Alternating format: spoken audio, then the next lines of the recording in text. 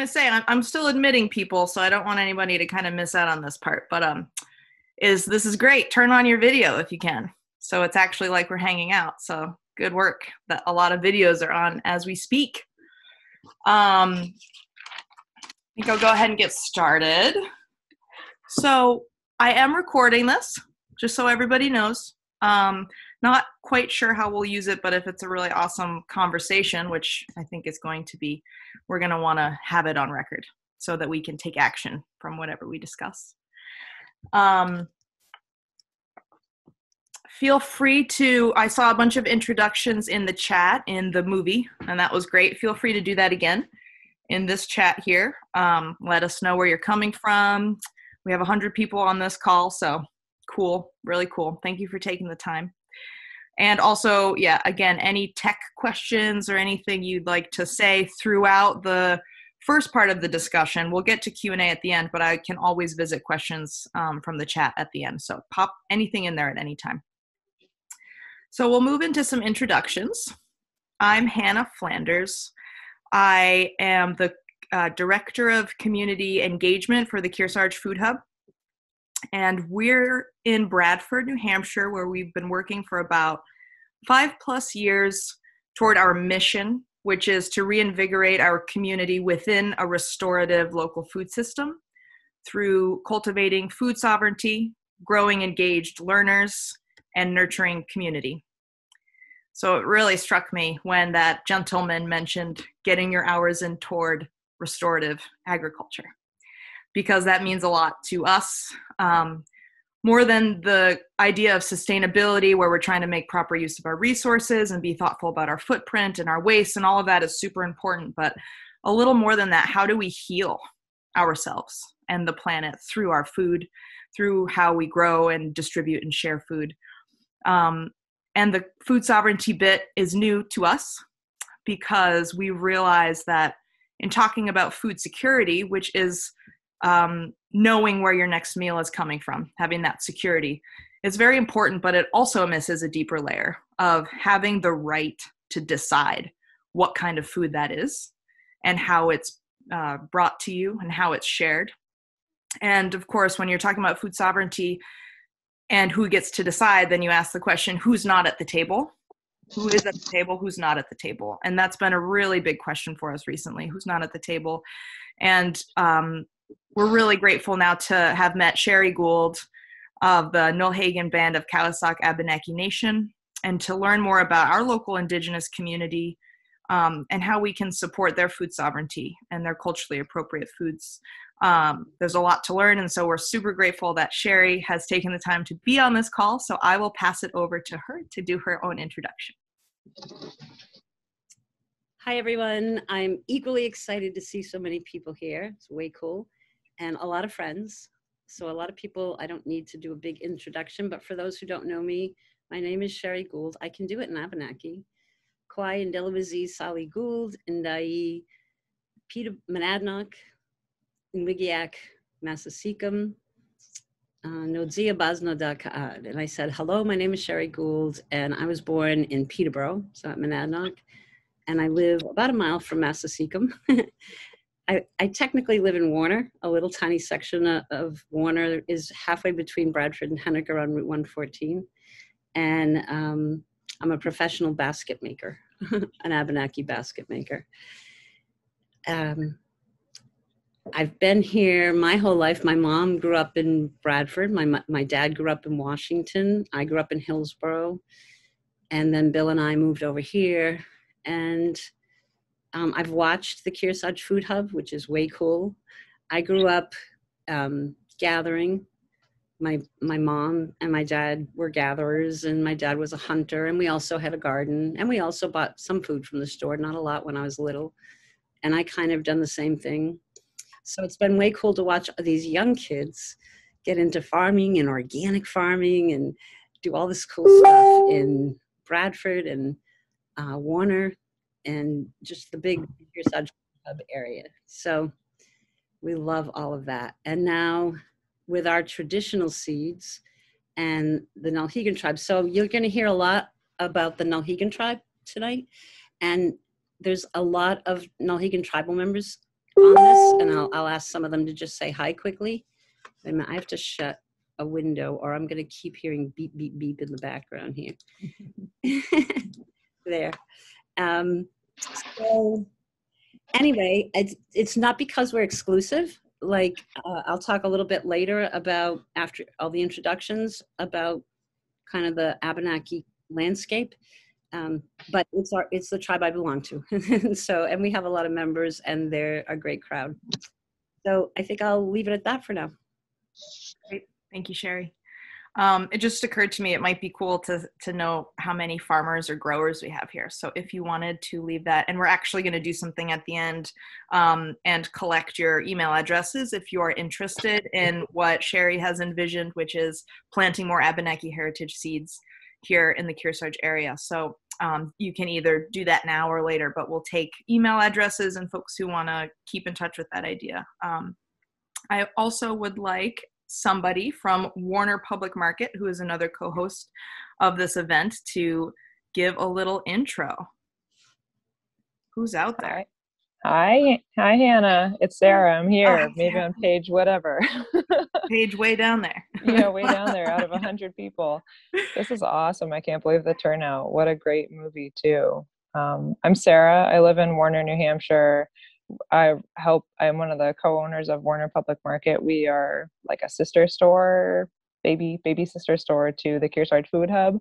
Our mission is to feed and inspire, and I'll keep it short. We're a food and art store. We work with local farmers, with the Kearsarge Food Hub, and local artists to help support and promote local food and art, basically.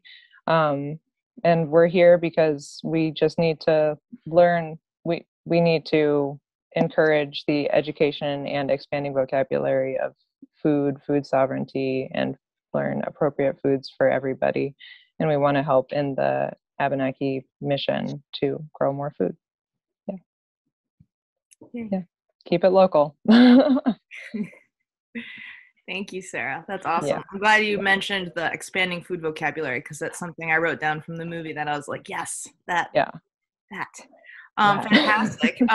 And to just kind of base ourselves in history too of where we live, we have some sponsors. The Warner Historical Society, Henniker Historical Society, and Hopkinton Historical Societies sponsored this kind of as an endorsement and bringing their group of followers into the mix. Does anybody from any of those organizations want to say hi or put up a hand on there?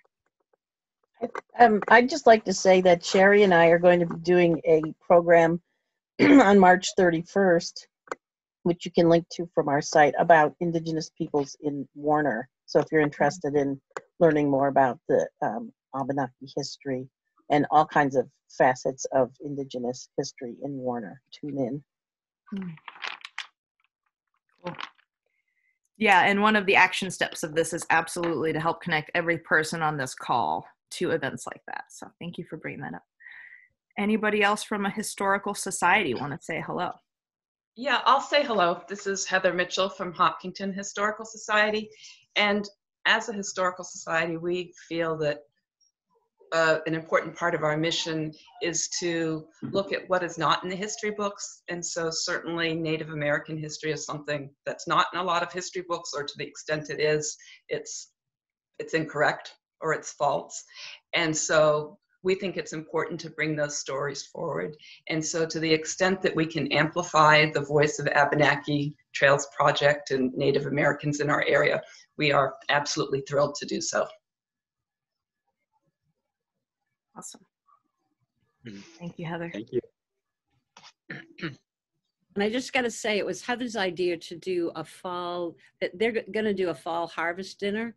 And so we talked about the plants that we grow as part of the Abenaki food sovereignty program being served at the harvest dinners. And then I think Warner has picked up that idea. Is that right, Lynn? You guys going to do a fall festival dinner, harvest dinner? I hadn't heard. Oh, okay. Well, Henniker has jumped on with that idea too. So think about that. We can talk more about that at the end. But anyway, I wanted to thank Heather for inspiring that. And it just tied into this program so well. Absolutely. Cool. Sowing some seeds here. I love it. I love it. Okay. Does that feel complete? Does anybody else want to hop in? I think Mark was here from Henniker Historical. Is that true? Mark, are you here? So many screens. So many faces. All right. Well, I'm going to mute you over there. Sorry. Well, that's okay. Mark can pop in at any time if he arrives. But I know, Sherry, you have a lot to share with us. So we thought we would hear from Sherry about, you know, the local Indigenous food sovereignty, Native history here, the Abenaki Trails Project, what's going on, and then we'll lead more into those action steps of how we can all keep in touch and do our part. So Sherry, I will send it to you. Okie doke. Before I say too much, I just, one of the goals of the Abenaki Trails Project not only is to dispel the myth that New Hampshire was a pass-through state, that Abenaki people didn't really live here, but also that there are no Abenaki today. So I know there are Nulhegan tribal members, Elnu tribal members, and likely other people as well. So just quickly, if our fellow tribal members could just unmute and say hello real quick. Not a lot, but real quick. Hi. Hello. Hi. Hello. Hello. Hi.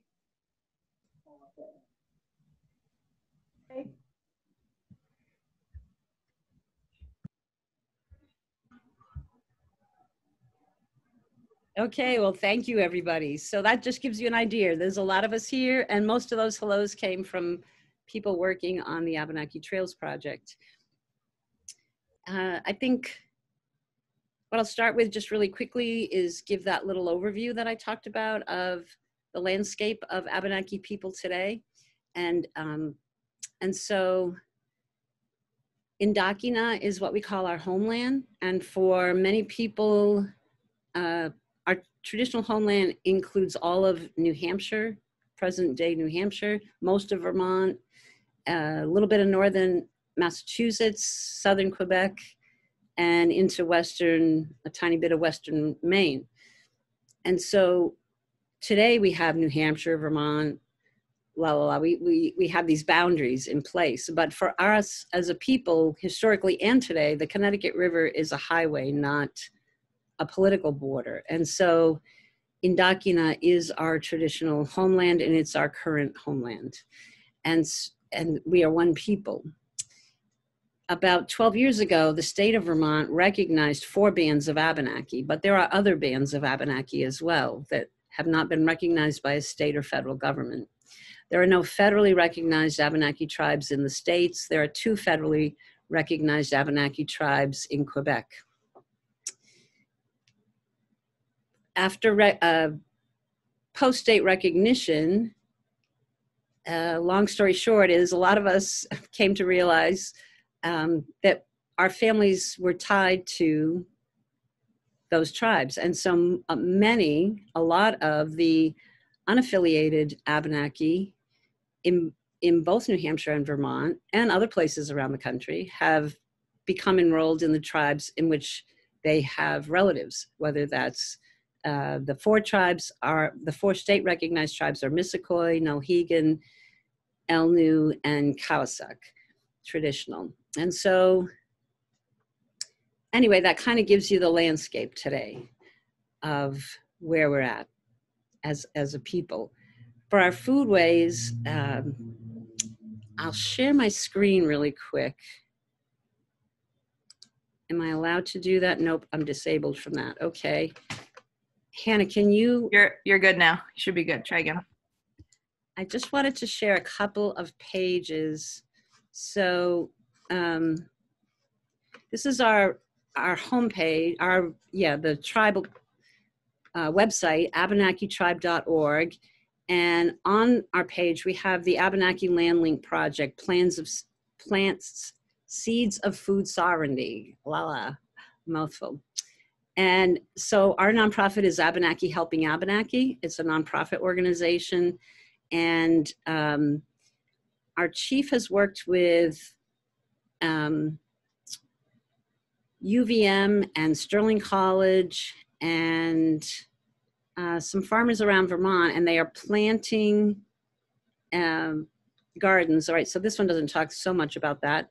It talks about the food pantry in Vermont, which is way cool too. But these squashes were all grown by farmers around Vermont. So I have another page here. Let me move our little faces.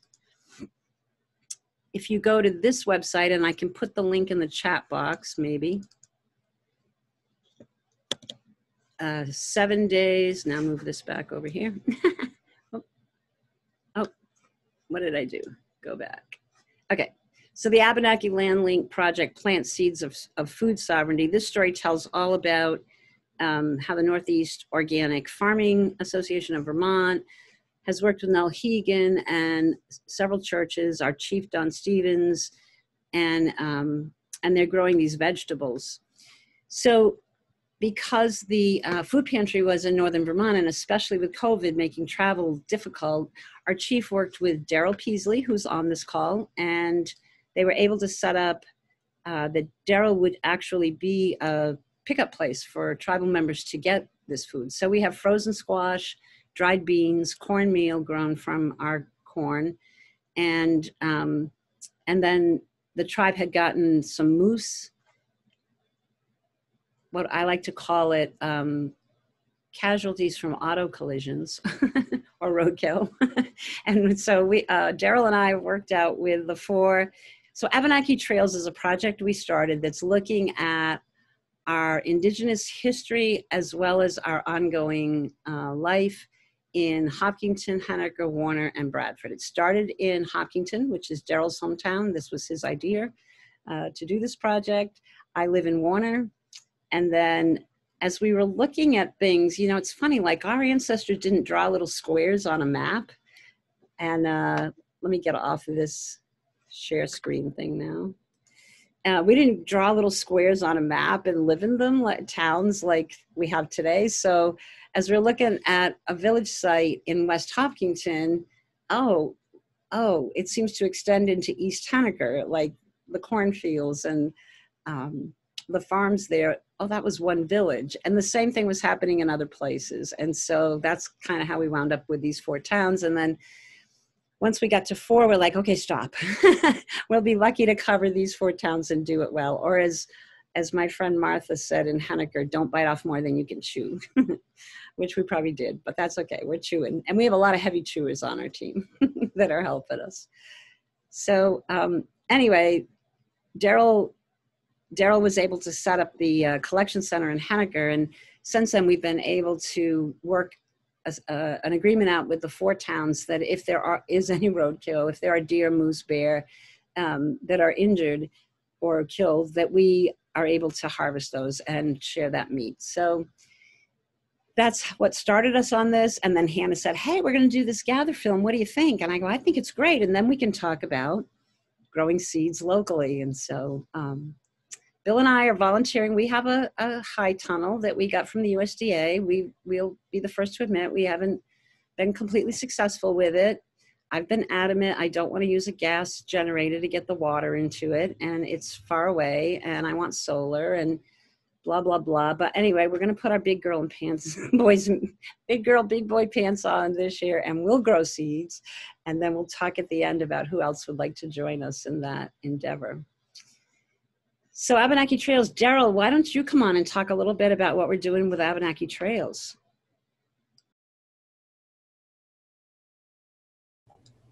I'm kind of shy, so I'm going to leave that picture up because I haven't shaved. Anyway, it just, like Sherry said earlier, it floored me that when we were working on the commission, trying to get it going, that there were some legislators and senators that kept saying that, well, New Hampshire was just a pass-through state, so they weren't going to recognize the Abenaki in New Hampshire. So we were looking at a different project, and I said to Bill and Sherry, we should do something of our own because the town of Hopkinton has just made Columbus Day into Indigenous Peoples Day. and I know they're very proud of their history because I've lived here all my life. And so I went to the selectmen, they agreed, and they said anything that could be positive would be more than welcome. Well, we partnered with the Hopkinton Historical Society, the Warner Historical Society, the Henniker Historical Society, Bradford, so on and so forth. I never thought for a minute that we would get the support that we've gotten. So with Lynn and Nancy and Heather and Martha and so many others, we have found so many different areas that no one even stopped to think to look at. And then when we got more involved and the chief mentioned a food pantry, I was like, well, yeah, I've got room. So we decided to start a food pantry here. There are still people that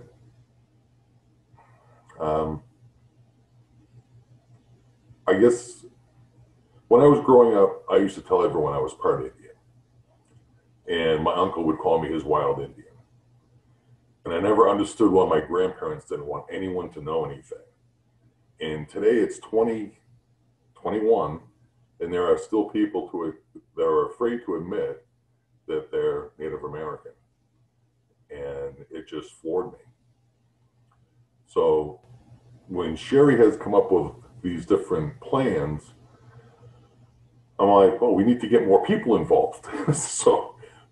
And then people started coming to the house to pick up their food, people that I'd never met before. The Native community is about the friendliest bunch of people you ever want to meet. And I just want everyone to know, and there may be some in the screen that I'm not seeing, but it's okay to let people know that you're Native American. And we'll welcome you in and we'll work with you. And the Abenaki Trails Project, I thought was just going to be a cool little thing that we, keep us busy for the summer. We have more and more towns that, Sherry's turning people away left and right when we've got to finish this first, then we'll start. And then all of a sudden she comes up with this growing seed program.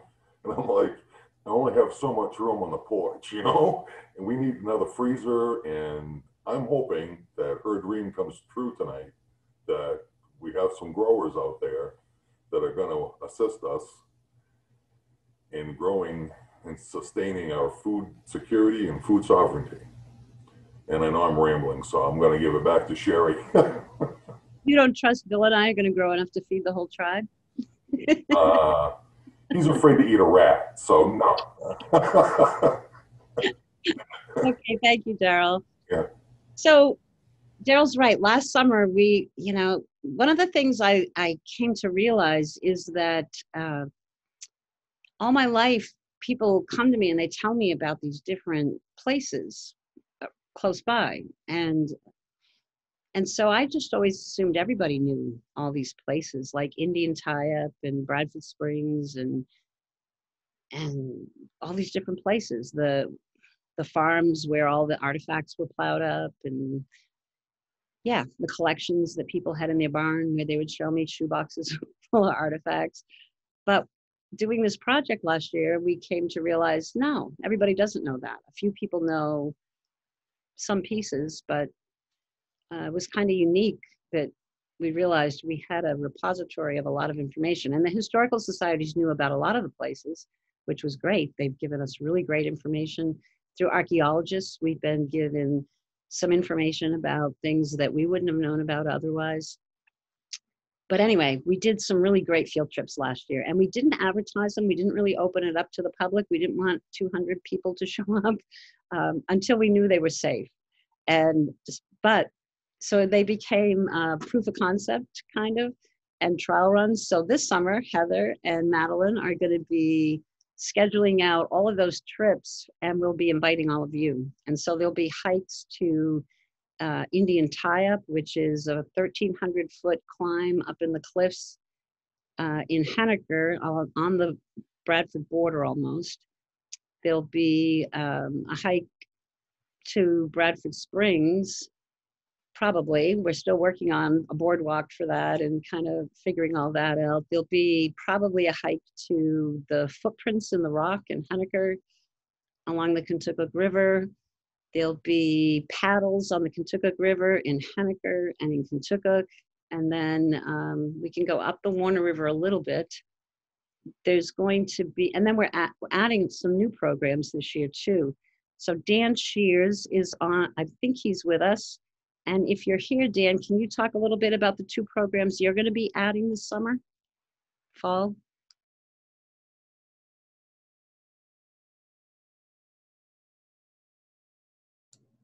Nobody knew I was calling on them, and Dan might not be with us.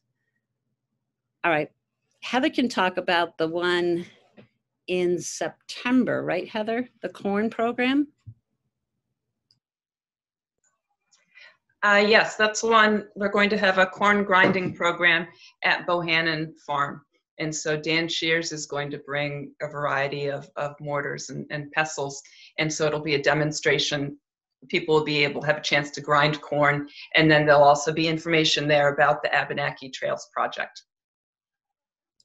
Thank you, Heather. And I see Brian Chenevert is here, our tribal historian. Did you want to add some about that, Brian?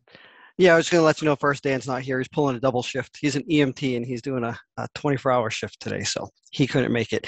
But yeah, so the two events that Dan will be running and I'll be helping him with is one will be up in Holderness. We'll be doing a dugout canoe burning demonstration. We'll be start to finish from a pine log, turning it into a dugout canoe.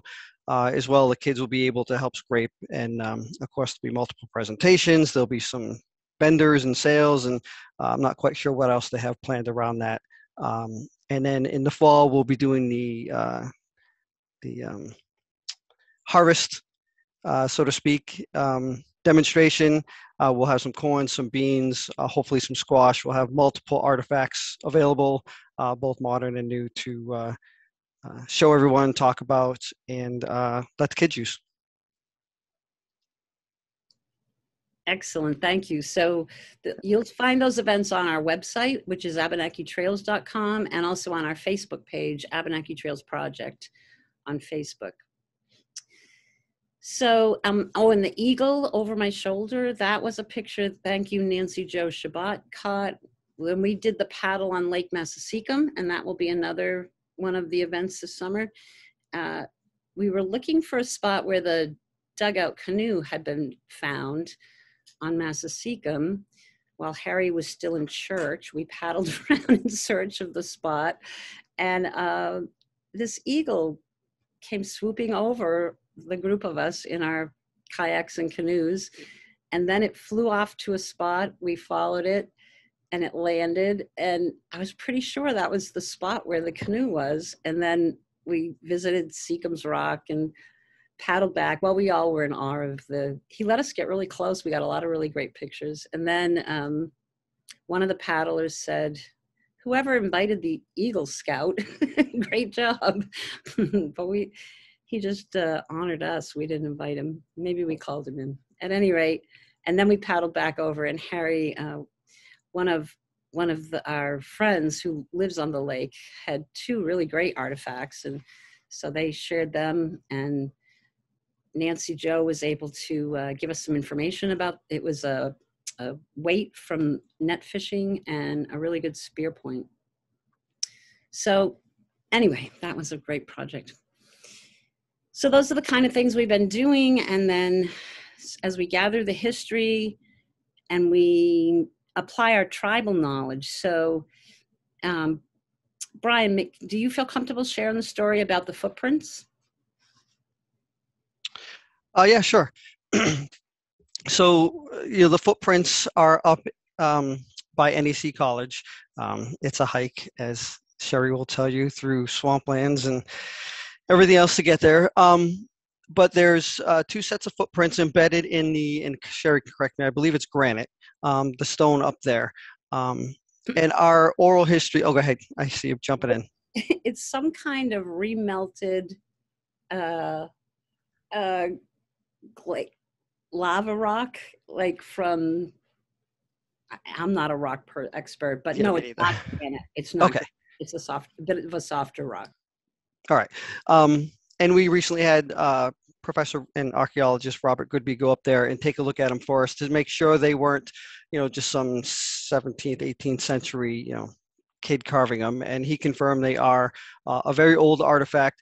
And in Abenaki oral history, very powerful, what we called Meadowino, which I guess would roughly translate as a shaman in English, such as Passaconaway, the extremely powerful ones, had the ability to press their feet into solid stone and leave an imprint.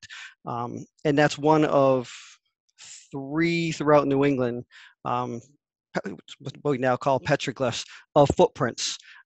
So it's absolutely fascinating. NEC has been great in working with us, and hopefully we'll get some signage and stuff up there as part of the Abenaki Trails Project. Yes, excellent. Real quick, just from the chat, we see that the stone was called porphyry. Yes. Yes, thank you. That was Nancy Joe. Thank you. And I was going to show whoops. Oh, I'm background. You lose it with your background. Yep. Yeah. Okay. I can't show you, but there's a book called Picture Rocks, American Indian Rock Art in the Northeast Woodlands by Edward J. Lenner. And let me see how hard it is for me to shut this background off. Then you're going to see this. Because I'd really like to show the cover of the book so people know what to look for. None. Can you see that? Whoops, I see. People see that? Doo-doo.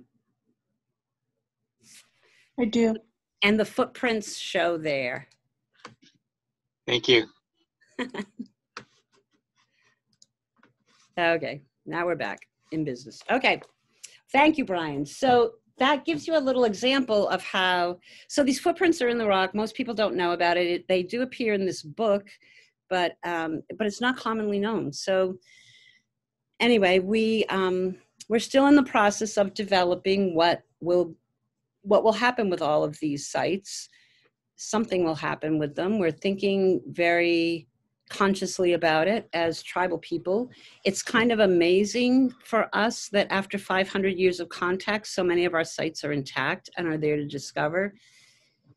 And then to put our tribal stories together with the historical content, the Bradford Springs and the history of Bradford, it tells that Abenaki people were there in 1770 when people passed by talking about the powerful medicine water. And then by 1840, a colonial settler had bought it. He developed it into a very big and successful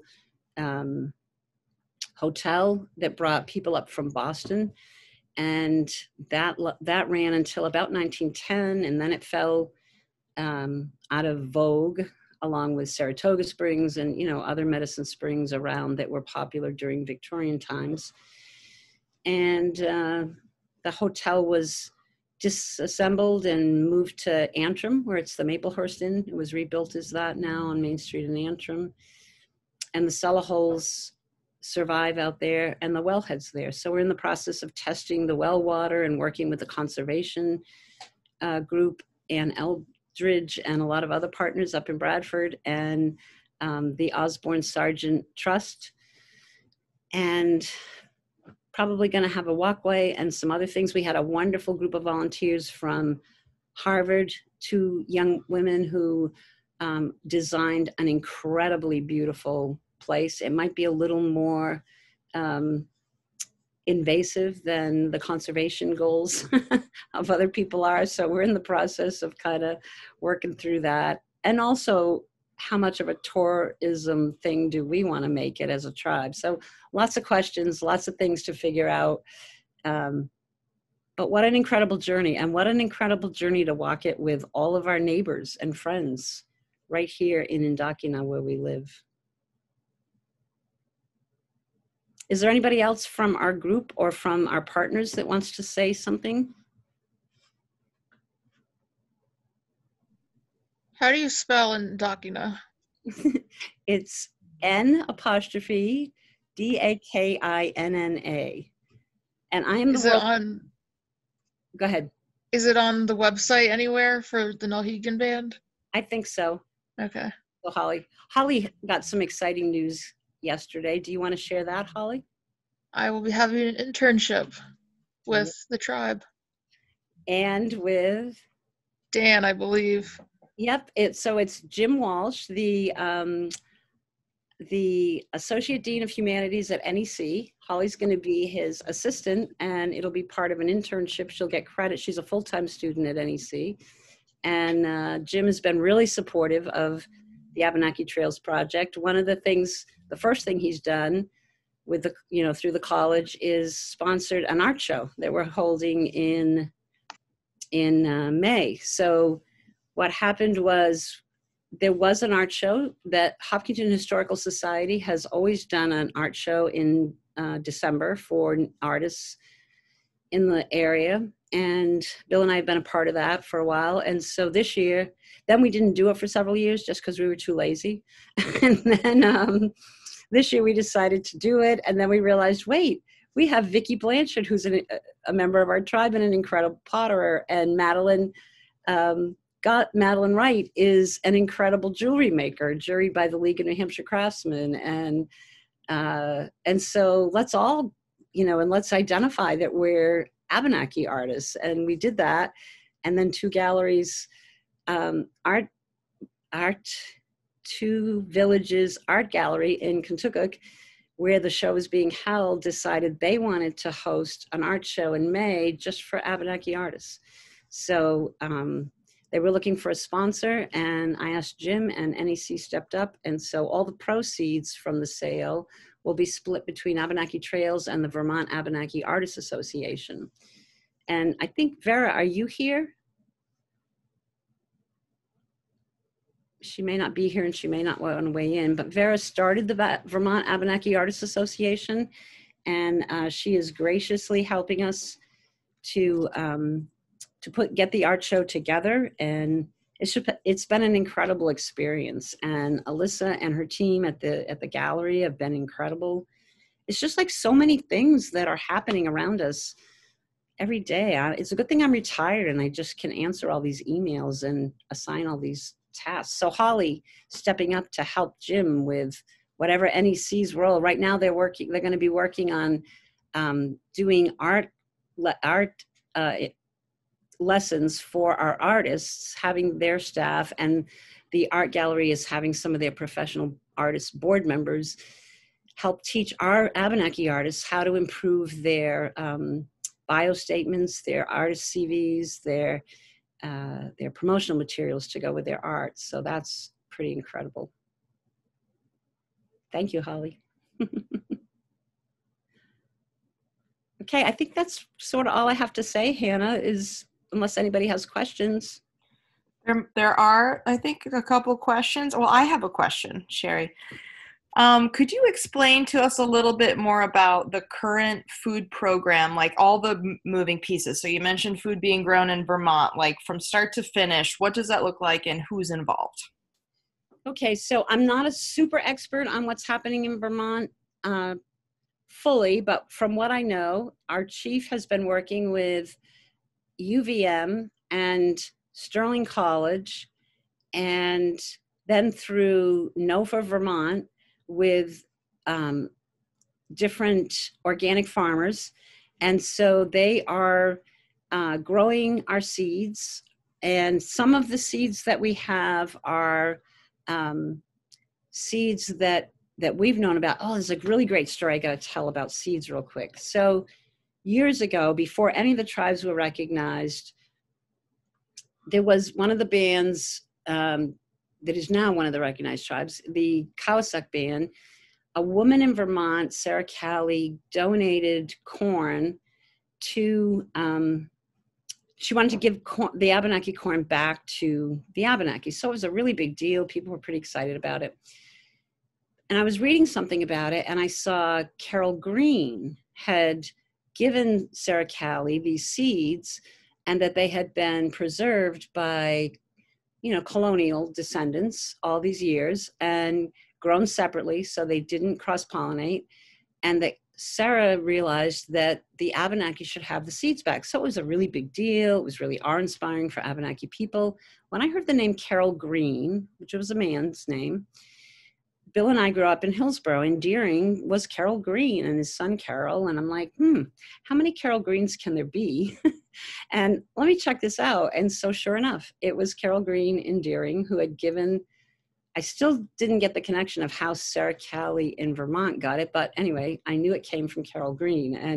And Bill and I got in touch with the Greens and verified the story. So I also did some research and found out that they descended from General Bailey, who had Abenaki warriors in the Revolutionary War. And so it made perfect sense that they would have had the corn seed, and each generation grew it. In fact, the living descendants that are my age remembered when they were kids that Uncle Carol used to grow this little squatty corn, and as little kids, they hated playing in that corn. They wanted to play in the big, tall corn, and they made fun of him in his little stubby corn. Well, we're really glad he grew that little stubby corn and kept it for us.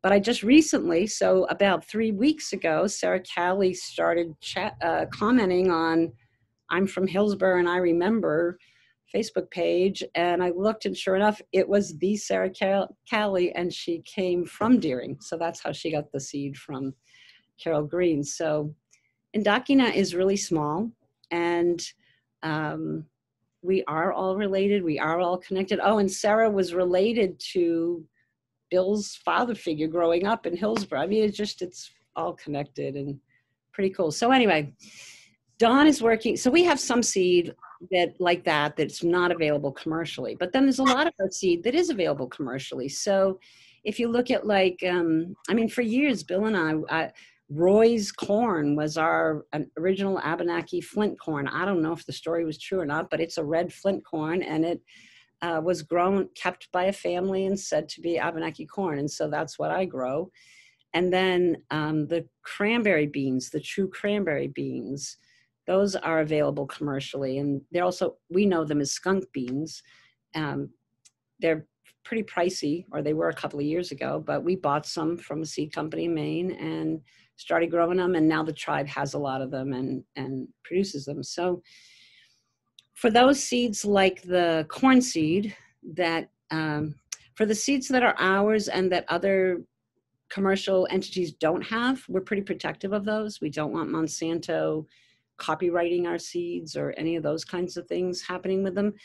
But for the commercially available seeds, what we'd like, I talked to Dawn about, I said, I have an idea tonight. I might get swamped with requests for seeds. And I also at the NOFA conference heard there's a bit of a shortage of seeds, or a backlog, or difficulty getting them shipped. So I said, I think there might be a lot of people who want seeds, Dawn. How are we going to handle that? And he said, we have a really good supply and we can get more if that's what people want. But the commercially available ones are not a problem. For those that are unique to our tribe, we just ask that growers, you can keep seed for yourself. You can certainly eat and save some seed to grow for yourselves. If you're going to sell the product at farmers markets or in your markets, that if it's squash, that you simply remove the seed. If it's green beans, that's not a seed. We just are asking that our traditional seed come back to us or be protected from exploitation. But the commercial type seeds that are our traditional plants will provide to people, and those aren't protected. That's not an issue. So that's kind of what I can say. The squash was frozen for us, and Hannah and I have talked about maybe working with Colby Sawyer College. Kearsarge Food Hub has a connection with them, and we're connected with NEC, and see if we can't come up with a program depending on how much food we're going to get. So I know Dawn has worked things out. I almost think UVM did the, I don't know, Brian, do you know who did the preparation of the food products, the grinding of the corn and all that? Yeah, Dawn's got a couple places. UVM did some. Kind of just, if you don't mind, I'm going to backtrack a little. Right. So like Sherry had said, we had these seeds and we had been growing them on we have a tribal forest in Barton, Vermont. And then our chief, Don, he is actually on the board of something at UVM. I don't remember what. And they have an agricultural program. I think it's so does Sterling College. So they had reached out to Don about kind of incorporating that into their programs. And then it would be part of their programs at the school. They'd grow the food, they'd harvest the food. Volunteers from the tribe could go in and help harvest the food as well. They'd keep some to regrow next year, and then they gave the remainder of the food back to the tribe to distribute to tribal members to go along with the food pantry, which, like Sherry had said, we have what I call accidental kills. That's roadkill. We had a moose that actually fell off a cliff that the state gave to us that we harvested. And any hunters who hunt and have extra meat, give it to the food pantry so we can distribute it throughout members of the tribe that need it. So the seeds from the college come back to us and get given back out, and it's just a repetitive cycle, hopefully, and that's something we're trying to get going in New Hampshire as well. But the college did some of the grinding, some of the packaging, and then Don hired out a company to do the rest, because between Sterling College, UVM, and the number of farmers who volunteered, the number of food we got was a little bit too much for one company to handle.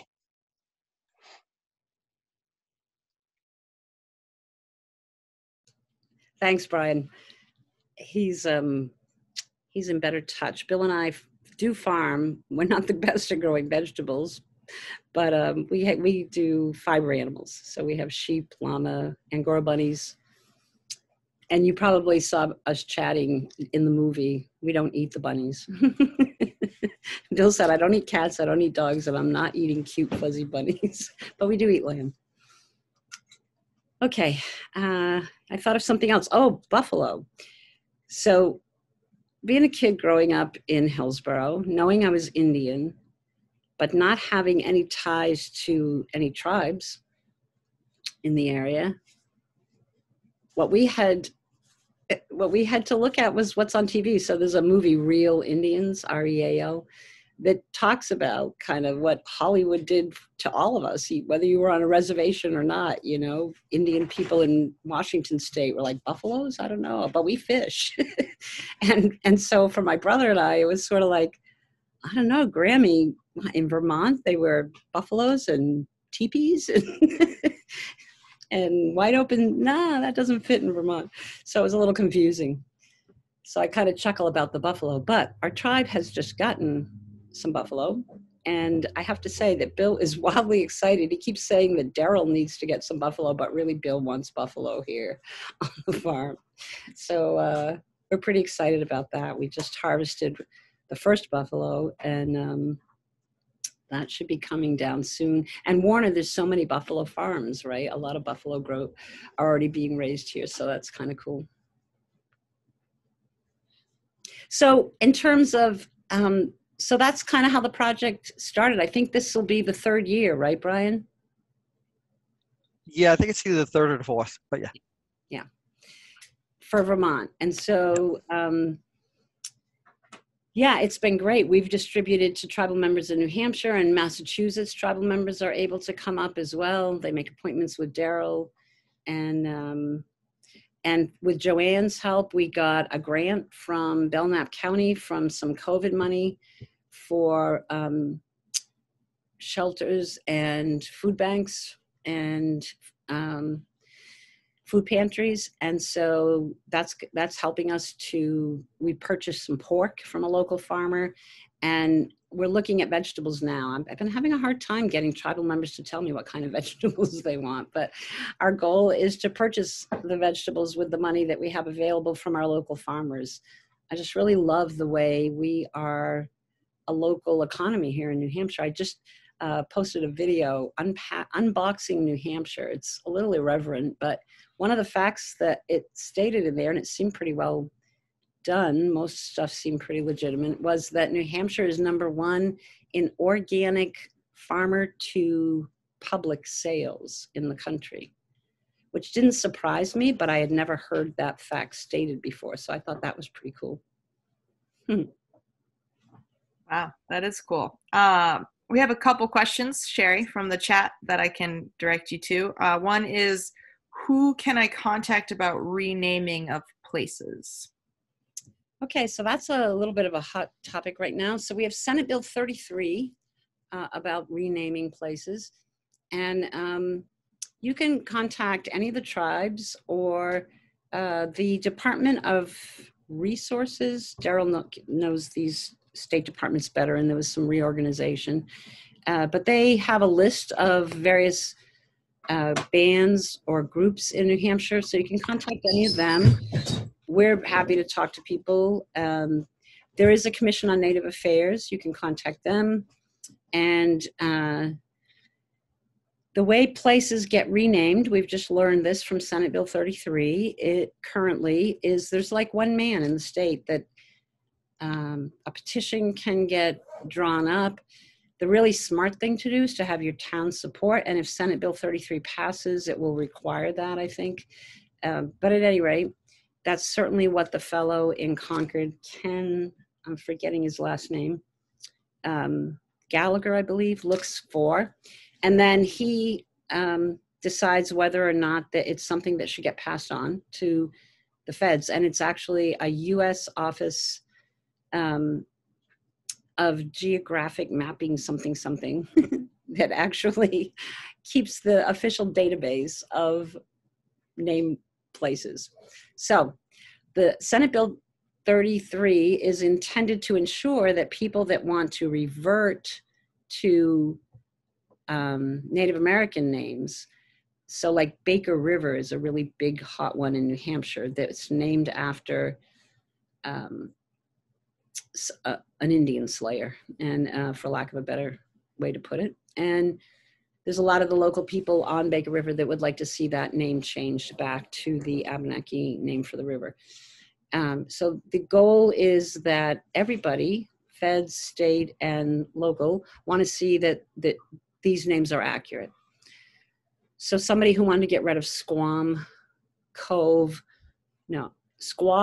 on Squam Lake and rename it Pocahontas Cove. Yeah, that one brought a lot of shock and awe, shall we say, and didn't get put through. So, and we can go into a whole story on, a lot of people that aren't from here think squaw is a dirty word for women, or that it means women's genitalia. Squaw is our suffix meaning female. So if I say Nidomba Squaw, if I introduced Hannah as Nidomba Squaw, I would be saying she's my female friend. Nidomba is friend, Nidomba Squaw is used for female friend. So settlers came to associate that suffix with women, and as they traveled out west and they got to people who didn't speak our language and didn't understand it was a feminine suffix and it was used in a pejorative manner, it became an insult. So it's a very insulting term now to Native people who are not Algonquian speakers and don't understand our language. So you'll hear a lot of people, I've had a lot of people come to me and say, how do we get rid of the word squaw? I go, well, I hope you can't get rid of my feminine suffix. It's a part of my language. It's an education kind of thing, I think. But whether or not a cove should be Squaw Cove is another story. I hope that answered that. The best thing to do is to talk to one of the Native American groups, whether it's our tribe or the Commission or any of the other bands of Abenaki, if it's a Native American name you want to go for. And as a local Hopkinton project, would that be, getting in touch with you or? Yeah, actually, if it's a Hopkinton project, get in touch with the Historical Society. They're working with us anyway, and they would talk to us about it. Great. Perfect. So we had a couple questions about getting kids involved. Let me go back up to one here. Are the kids beginning to understand why it is important to bring culture back? I think the kids always understand. And I love Dan and Brian are young and vibrant, and they really enjoy working with kids. So having, or younger than me anyway, they, they're looking at with the corn grinding that the kids actually get to grind corn at that program. And with the burning the dugout canoe in Holderness, the kids will actually be able to do some scraping of the wood. So I think involving the kids, I mean, they just kind of love that stuff. Holly is one of our, in New Hampshire, she's been a very vibrant member of our tribe. And I don't know, Holly, what do you think? Do you think young people are understanding the importance of culture, bringing culture back? Yeah, you see a lot of it on social media sites that are frequented by millennials and Gen Z, and they're actually very protective and sometimes very overprotective about policing culture. And so even if a native doesn't mind sharing a smudge stick, you could be yelled at for appropriating Native American culture. So I think they're all very aware about bringing original cultures back. Thank you. I think you're absolutely right. And then my husband just reminded me, we just decided, whose idea was it? It wasn't my idea, but somebody brought up the idea that we do snow snake games at Mount Kearsarge Indian Museum next spring, and we're really excited about doing that. We've done snow snake games in Barton. Brian can talk a little bit about that. Yeah, so it's actually a game that was played pretty much all throughout the Northeast, up into Canada, New York, all the way down to Connecticut. But for the most part, it had kind of died off. It was something people knew about, had history of, but hadn't been played.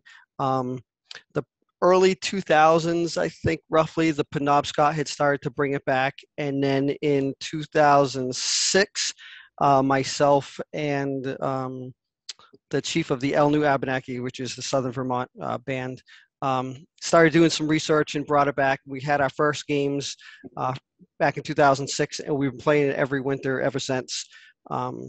Since then, the Mohegan have started to bring it back, and this year I actually did a presentation, a demonstration with the Nipmuc in Massachusetts, so they could bring it back as well. And as Sherry can say, or anybody who's actually been there, the kids absolutely love it. It's a blast. It's outdoors.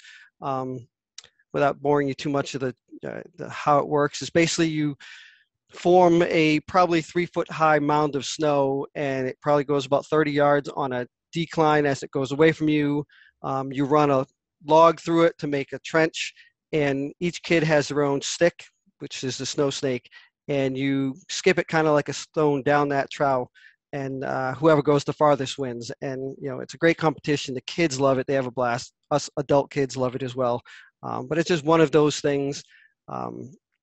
We also have, if you go to our tribe's website, the Nulhegan tribe, which is AbenakiTribe.org.com, I can't remember. There's a entire booklet on there of games and toys that were traditionally played, how to make them. So if you go to that website, you can download that booklet. It's completely free. And if you have kids, or if you're a teacher, the kids will love it. Thank you, Brian. And in terms of teaching materials, Vera also has the, I'm not going to do this justice. Madeline, are you still with us? Can you say what Vera's site is for teachers? Maybe pop it in the chat.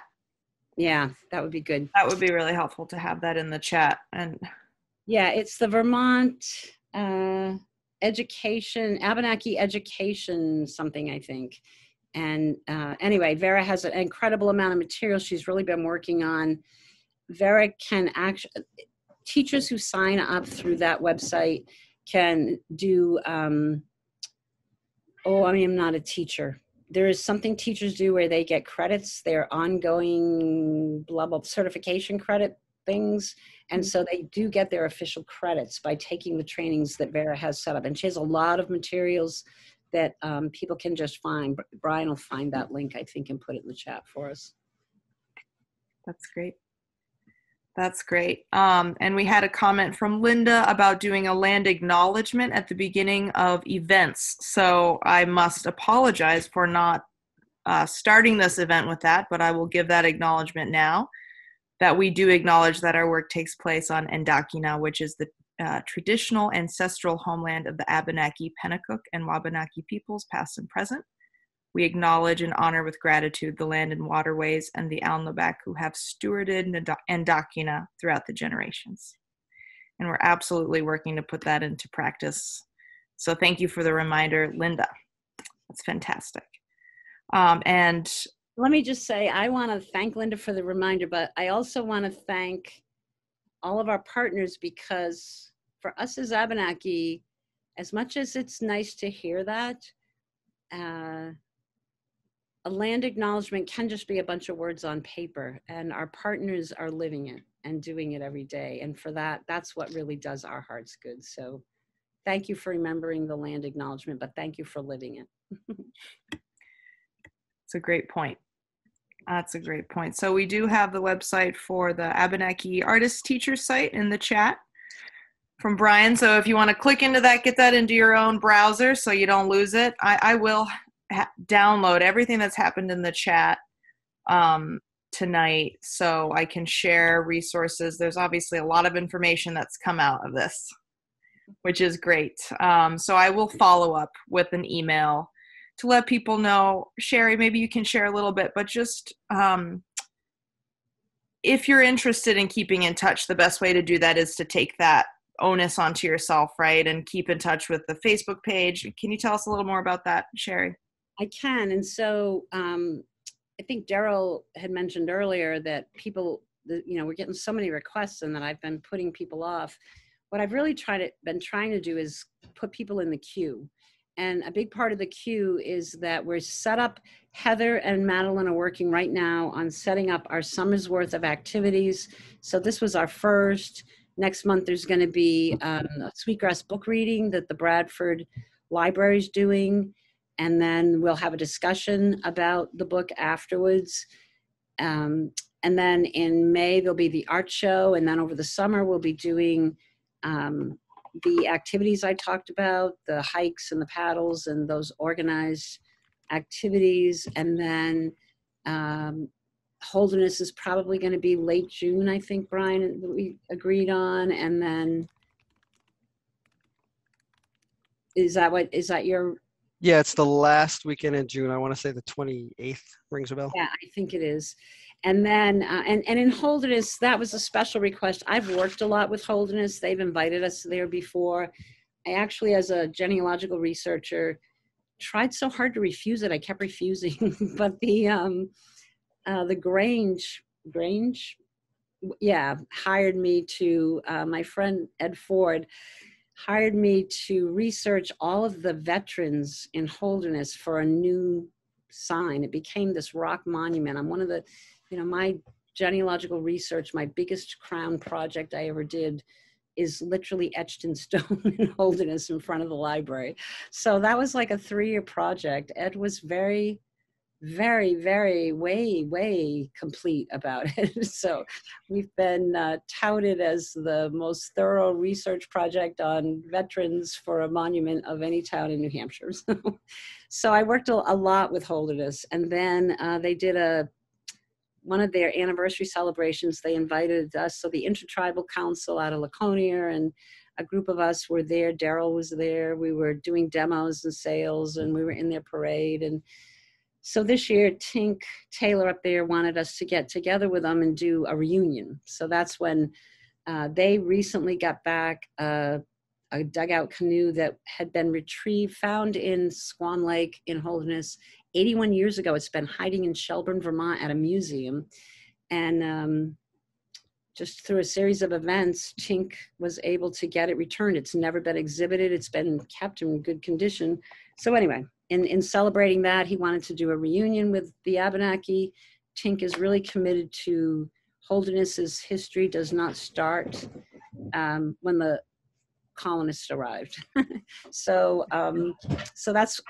we made an exception to our 4-town rule, and we're doing that program. So yeah, the onus really is on the public to watch our Facebook page, watch our website, and just keep doing these events with us, because if I try to answer every single personal request, I can't keep, and neither can anybody else. I mean, everybody's working, they're busy.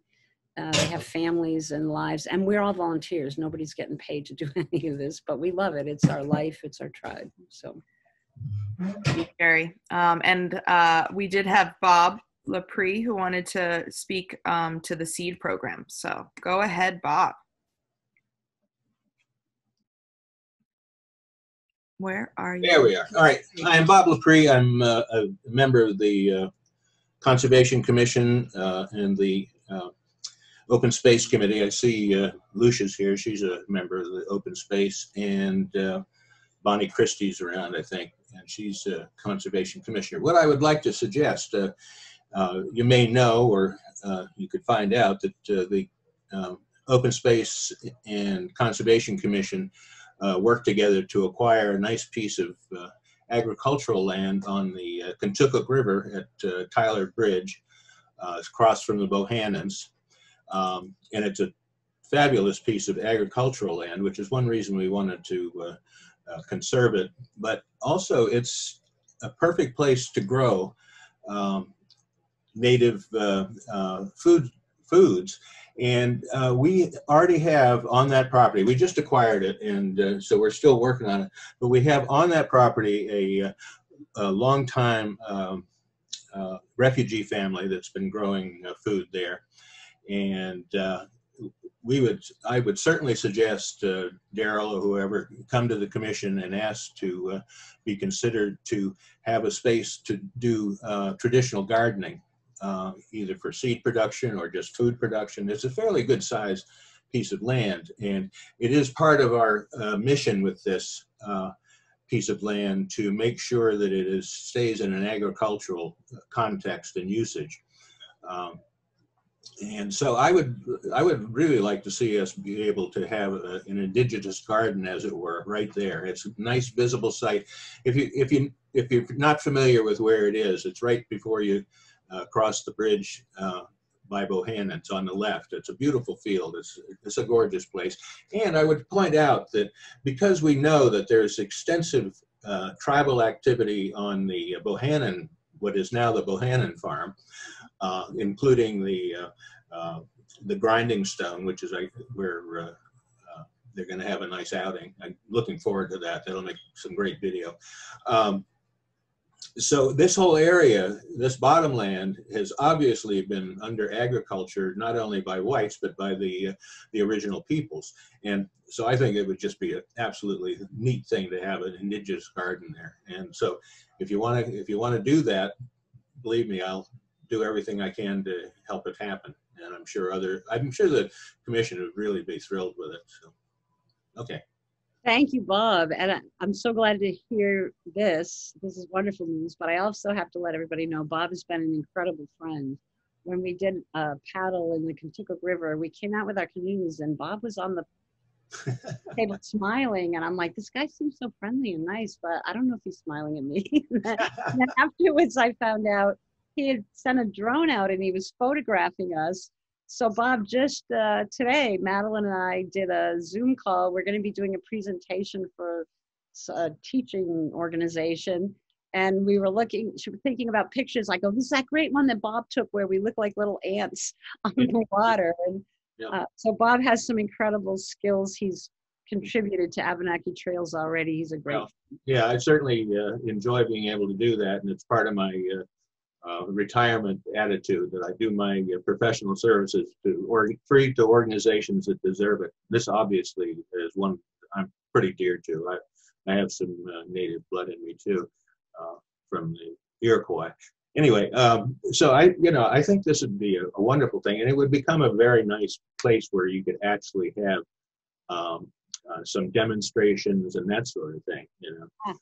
It could be a really good spot. And like I say, it's got wonderful visibility. I mean, you drive, before you get to the bridge, you can see this, and it's gorgeous. It's a beautiful piece. And I would say that there's a beautiful photograph of it on probably one of the web pages that I took with the drone. It's an effective visual device. So anyway, so please pursue that. Okay. Thank you. I'm sure Daryl will take you up on that. Mm-hmm. Awesome. Well, we want to respect everybody's time. It's been a lot that we've all just learned. So it's 8:27. I'm going to commit to sending everybody a follow-up email with, some of the resources we just learned about, a little bit about upcoming events, an opportunity to sign on to our email newsletter, as well as get connected with Abenaki Trails so that you can keep in touch with that. And everybody who left their email and expressed interest in the Abenaki Seed Project, I will reach out to that group in particular about that opportunity. So if you haven't already, leave your email and your name in the chat. And I will be sure to work with Sherry to reach out to you all and see what we can start growing locally. Thank you. Thank you. Thanks, everybody. What a great night. Really appreciate everyone turning up and turning on their cameras, and what a great conversation. Thank you, Sherry. Thank you to our local Native community for sharing your community with us and having it be a collaboration, because we all live in this beautiful place and it's so rich in history and there's so many great things happening right now. So thanks, everybody, for being a part of it. And thank you, Hannah, for doing this and inviting us. Yes, Thank you Hannah. very much. Hooray. Very cool. See you, everybody. Go get a cup of tea and have a wonderful evening.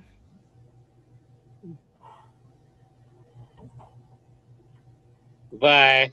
Bye-bye. Bye. Bye.